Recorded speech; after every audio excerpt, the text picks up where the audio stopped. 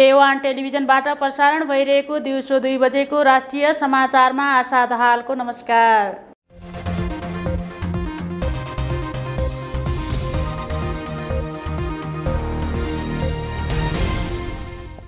राष्ट्रिय समाचार सुरु गरौं मुख्य खबरहरूबाट।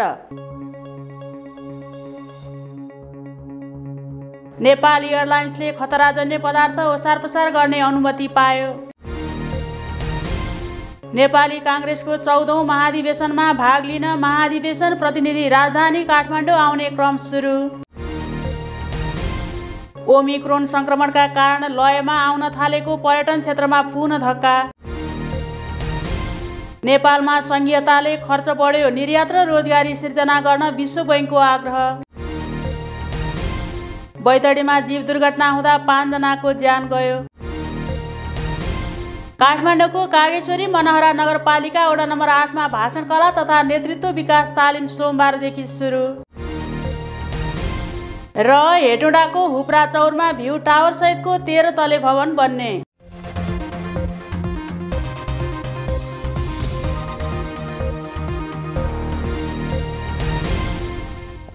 अब पालो विस्तृत राष्ट्रिय खबरको सुरुमा नेपाल एयरलाइन्सले खतराजन्य पदार्थ ओसारपसार गर्ने अनुमति पाएको सम्बन्धी प्रसङ्ग।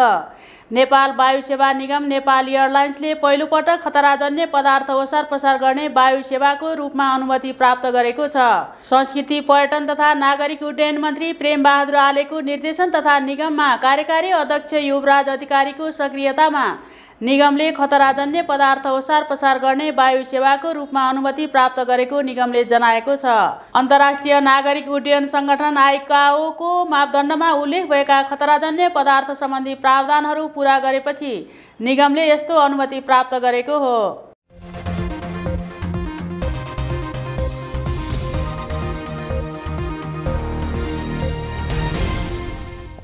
अब कांग्रेस महाधिवेशनमा भाग लिन प्रतिनिधि काठमाडौँ आउन थालेको सम्बन्धी प्रसङ्ग। नेपाली कांग्रेसको 14औं महाधिवेशनमा भाग लिन महाधिवेशन प्रतिनिधि संघीय राजधानी काठमाडौँ आउने क्रम सुरु भएको छ। पार्टीको 13औं महाधिवेशन सम्पन्न भएको 5 वर्ष 9 महिनापछि हुन लागेको 14औं महाधिवेशनमा भाग लिन विभिन्न जिल्लाबाट प्रतिनिधि काठमाडौँ आउने क्रम सुरु भएको हो। यही मङ्सिर 24 देखि 26 गतेसम्म कांग्रेसको 14औं महाधिवेशन हुँदैछ।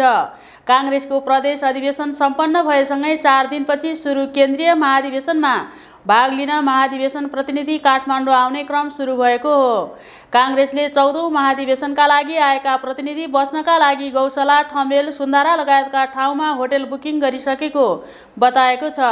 देश संघीयतामा गएपछि कांग्रेसले पहिलोपटक वडा, पालिका, प्रदेश सभा क्षेत्र, प्रतिनिधि सभा क्षेत्र, जिल्ला, प्रदेश र केन्द्रको महाधिवेशन गर्न लागेको हो।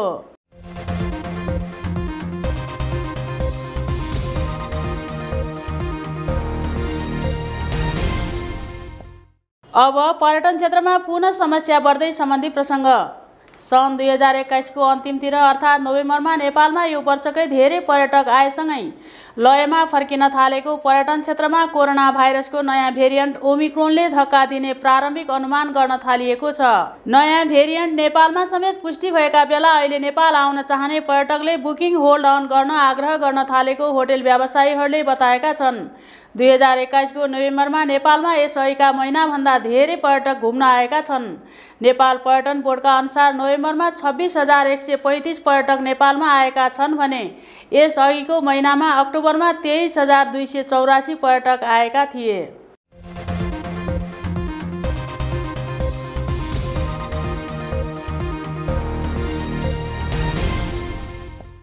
अब नेपालमा संघीयताले खर्च बढाएको विश्व बैंकको तथ्याङ्क सम्बन्धी प्रसङ्ग।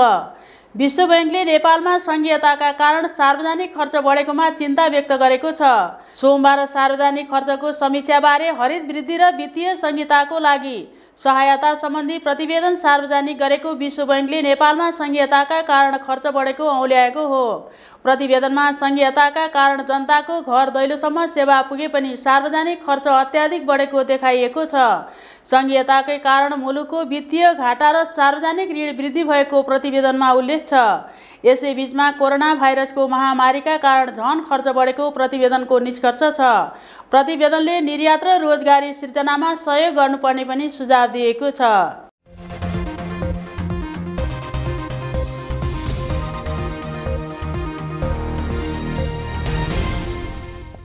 अब बैतडीमा जीव दुर्घटना भएको सम्बन्धी प्रसङ्ग। बैतडीमा जीव दुर्घटना हुँदा 5 जनाको ज्यान गएको छ, अरू 5 जना घाइते भएका छन्।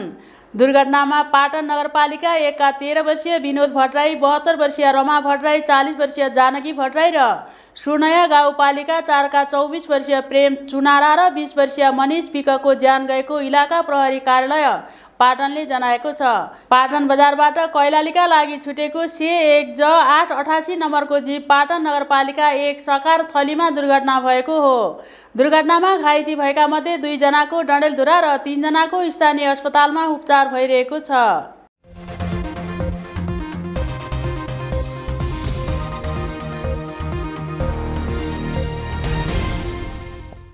अब उद्घोषण कला तथा भाषण कला तालिम सुरु भएको सम्बन्धी प्रसङ्ग। काठमाडौँको कागेश्वरी मनहरा नगरपालिका वडा नम्बर 8 मा भाषण कला, उद्घोषण तथा नेतृत्व विकास तालिम सोमबारदेखि सुरु भएको छ। समुन्नत महिला मञ्च नेपालको आयोजनामा 5 दिने उद्घोषण कला तथा भाषण कला तालिम सुरु भएको हो।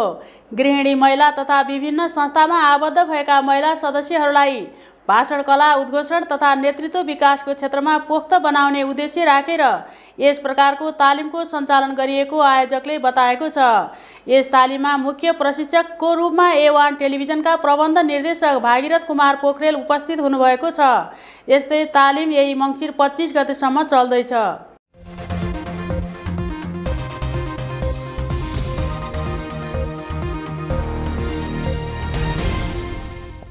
र खबरको अन्त्यमा हेटौडाको हुप्रा चौरमा भ्यू टावर सहितको 13 तल्ले भवन बनाइने सम्बन्धी प्रसङ्ग। हेटौडा उपमहानगरपालिका 4 हुप्रा चौरमा 13 तल्लाको बहुउद्देशीय भवन निर्माण गर्नका लागि सोमबार सम्झौता गरिएको छ।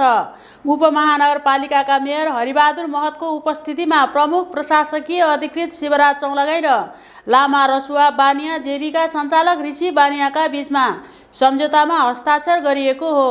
77 करोड 93 लाख 72 हजार रुपैयाँ लागत अनुमान गरेर ठेक्का आह्वान गरिएकोमा 47 करोड 93 लाख 72 हजार रुपैयाँ लागतमा लामा रसुवा बानिया जेबीले ठेक्का सकार गरेर सम्झौता गरिएको हो। यस्तै उपमहानगरपालिकाको ठूलो लगानी भएका 3 वटा भवनमध्ये 2 वटाको काम भइरहेको छ। अर्को बहुउद्देशीय भवनको भने सोमबार सम्झौता गरिएको मेयर महतले जानकारी दिनुभयो।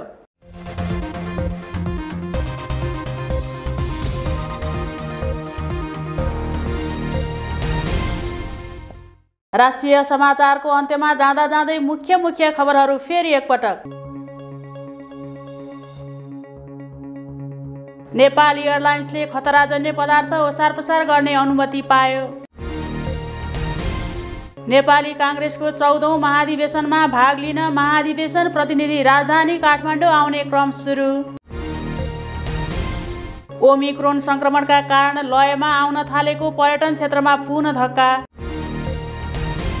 नेपालमा संघीयताले खर्च बढ्यो, निर्यात र रोजगारी सिर्जना गर्न विश्व बैंकको आग्रह। बैतडीमा जीव दुर्घटना हुँदा 5 जनाको ज्यान गयो। काठमाडौँको कागेश्वरी मनहरा नगरपालिका वडा नम्बर 8 मा भाषण कला तथा नेतृत्व विकास तालिम सोमबारदेखि सुरु। र हेटौडाको हुप्रा चौरमा भ्यू टावर सहितको 13 तले भवन बन्ने।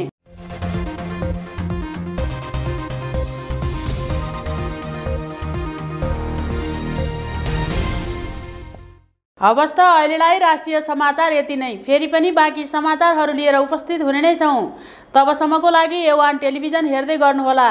दिउँसो 2 बजेको समाचारबाट हामीलाई बिदा दिनुहोस्। नमस्ते।